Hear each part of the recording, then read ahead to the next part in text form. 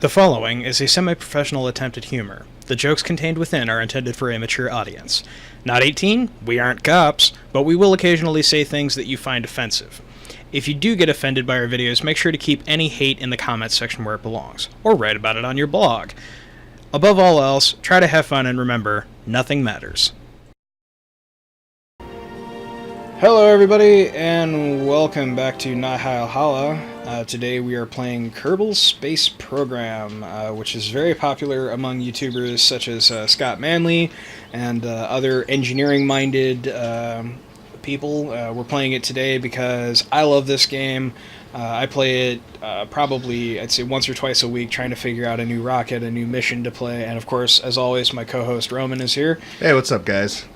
And today we're going to make some ridiculous rockets, we're going to make some functional rockets, and we are going to try and make a space plane that actually gets into space. Ooh. So I've watched Neil play this a couple of times, and it seems like a fun, cute little game and physicky game.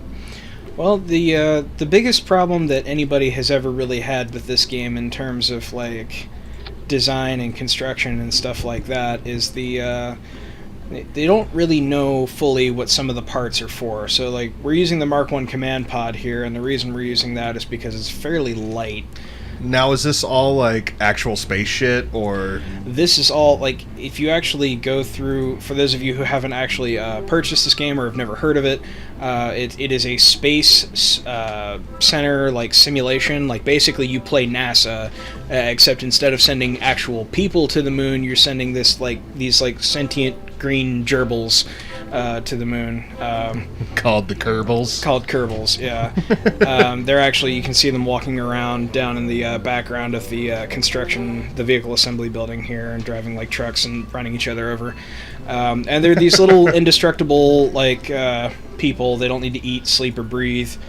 To make you feel less bad as you bumblefuck your way through rocket science? Well, actually, I was playing this with Tyler the other day, and we made a mission to Minmus that worked pretty well, and right now I am looking for a specific parachute. What the fuck is Minmus? Minmus is one of the planets in Kerbal Space Program. Okay. Or technically it's the second moon of the main planet, Kerbin, which is what we're on right now. Oh, just so everybody knows, we're playing this on Neil's rig, as always. Yeah, this is the same rig that we played Metro with. It's the i7 5960X, 32 gigs of RAM, Corsair Vengeance Black Series, 1 terabyte hard drive, 120 gigabyte SSD, twin 970 GTXs from Asus, actually. I forgot to mention the brand of that last time, but they are Asus 970 GTX, or GTX 970, sorry. And those are in slot configuration on a ASRock X99 Killer M motherboard. So we're actually getting, we're locked at 60 frames per second right now because we have VSync on, and we probably will encounter some frame lag once I actually build this damn thing because we're going to make it ridiculous. We shall see. But yeah, oh, no, we're going to make it ridiculous. But yeah, I hope you guys continue to give us comments on how you feel about with the hardware updates and frame rates. We kind of like our little spin on that. So we're going to put an FLT 400 fuel tank on here, and we're going to use this vectored liquid fuel engine. So I have no idea, like, how much of this you were speaking about. The one YouTuber, I guess, is he an engineer or rocket space pilot? You know, I honestly don't know what Scott Manley's credentials are, but he's honestly one of the best out there for Kerbal Space Program YouTubes that I've seen. Like, just what he's capable of doing with a... Like, if you give him a task, he is able to accomplish it. It might take him a couple runs, but he will accomplish it, and he will upload it to YouTube. One of the best I think I've ever seen was just all of the problems he ran into trying to recreate the SpaceX launch, because he had to put so many mods into the game just to get close to the actual conditions that SpaceX had. So I'm also, like, just kind of like grasping at straws, but has anyone from NASA been like, man, this is kind of an accurate or cool game? Or if you've read the comic XKCD, no, they prefer Orbiter. Like, they actually, he makes a joke about that, like, NASA is strictly an orbiter shop, because Orbiter is the actual like NASA-funded simulation. If I'm not mistaken, if I'm not mistaken, it's NASA-funded. Something along those lines. Yeah, but this is what I will say on that point. I've learned more about orbital mechanics from this game than I have any other game I've played. Like, in theory, if you were to just drive at the horizon and somehow manage to get going 2,200 meters per second on the planet that's simulated of Kerbal.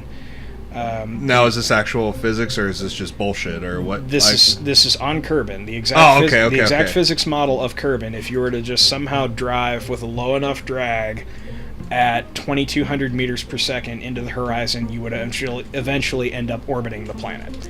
So how close is Kerbal to Earth? If there's even a characteristic or that you can get with that? In terms of mass, I want to say they're close to identical, like size and reported mass and all of that. Rotational rate, orbital rate, all of that is roughly the same as Earth. By the way, this is referred to as a birthday cake rocket. What the fuck is this? This is almost all solid fuel boosters. This is going to go up very fast and probably explode in the atmosphere. And I forgot a crucial point, which is the heat shield and the decoupler.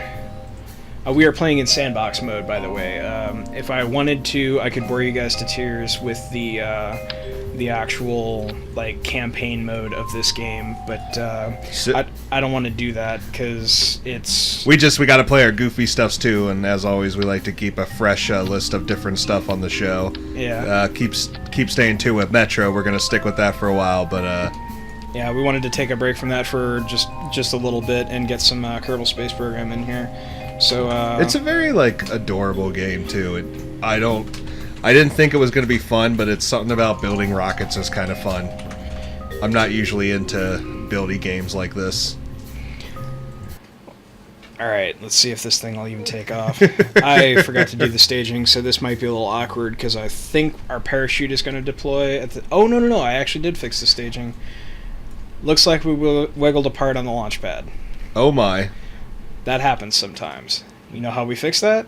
We go back to the vehicle assembly building, and we attach some structural supports to hold the rocket in place until it launches.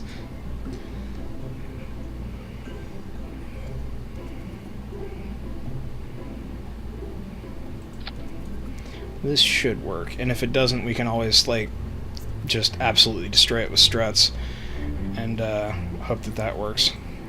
We're going to change the staging just a little bit here because we want those rockets to fire before we actually let go with the clamps.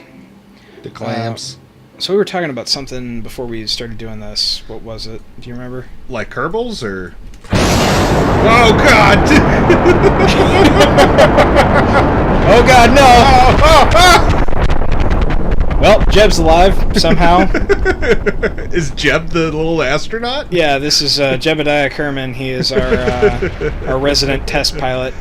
Well, it's still going up. Yeah, sort of. Oh my goodness. Yeah, so the hazards of the birthday cake rocket. Do those ever make it to orbit, or...? Yeah, no, I've made it to orbit with those before. I'm actually going to redesign this into... Oh, what about a parachute? It's going to pop here in a second. You gotta save Jeb. See? There it goes. And it should have... Whoops. Alrighty, back to the vehicle assembly building, and... Alright, so I'm going to redesign this into what I refer to as an RT-5 blaster rocket. What's the RT for? Really tall? No. It has to do with the type of boosters. These solid rocket boosters that we were just using are RT-10.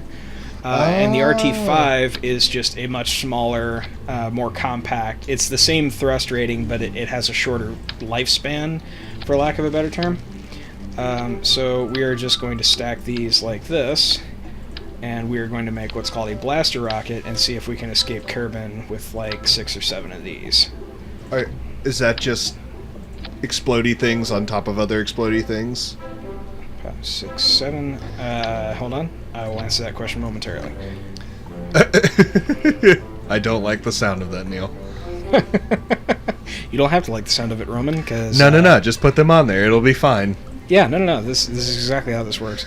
It's actually really funny, because when we did the Minmus mission, Tyler complained constantly that we weren't going to have enough fuel to get back home, because I had to use some of the transfer burn fuel to get off of the...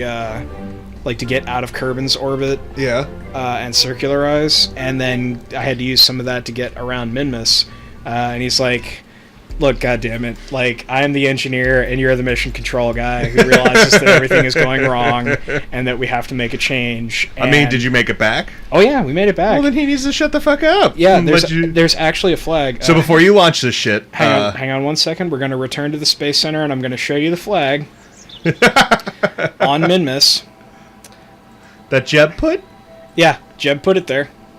Do you get to control Jeb around when he gets on the planet and like... Yeah, you can control him. Let's see here. Here's the flag on Minmus.